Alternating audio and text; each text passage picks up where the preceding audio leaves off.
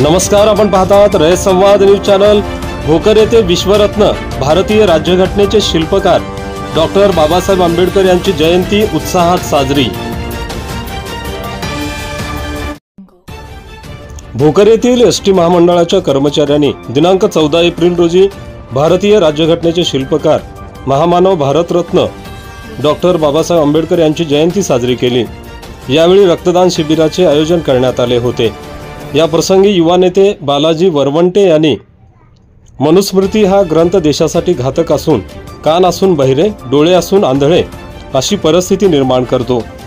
विषमतेवर आधारित असलेला हा ग्रंथ डॉक्टर बाबासाहेब आंबेडकरांनी जाळला। नवभारत निर्माण करण्याचं त्यांचं स्वप्न होतं, असे प्रतिपादन बालाजी वरवंटे यांनी केले। या कार्यक्रमाच्या अध्यक्षस्थानी सहाय्यक वाहतूक निरीक्षक पी.जी. साखरे होते। प्रारंभी भगवान गौतम बुद्ध, डॉक्टर बाबासाहेब आंबेडकर, छत्रपती शिवाजी महाराज यांच्या प्रतिमांचे पूजन करून अभिवादन करण्यात आले। देशात मनुवादी संस्कृतीने बाबासाहेबांचा छळ केला। जाती जातीत धर्माधर्मात भांडणे लावण्याचे काम आज ही राज्यकर्ते करत आहेत। हे देशासाठी घातक आहे। डॉक्टर आंबेडकर हे कामगार आणि शेतकऱ्यांचे कैवारी होते। संविधान हा देशाचा सर्वोच्च ग्रंथ असल्याचे प्रतिपादन बालाजी वरवंटे यांनी केले। ज्येष्ठ सामाजिक कार्यकर्ते पत्रकार एल.ए. हिरे यांनी पूर्वी शिक्षणाची द्वारे सर्वांसाठी बंद होती। व्यवस्थेने महात्मा फुले, सावित्रीबाई फुले, डॉक्टर बाबासाहेब आंबेडकरांना छळले आहे।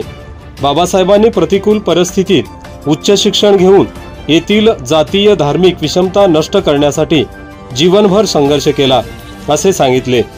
यावेळी 24 रक्तदात्यांनी रक्तदान केले।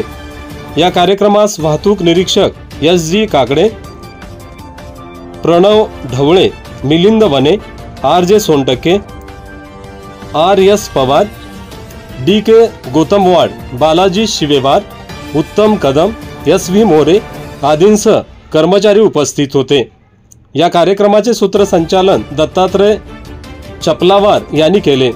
भोकर शहरात सर्वत्र विश्वरत्न डॉक्टर बाबासाहेब आंबेडकर यांची जयंती साजरी करण्यात आली।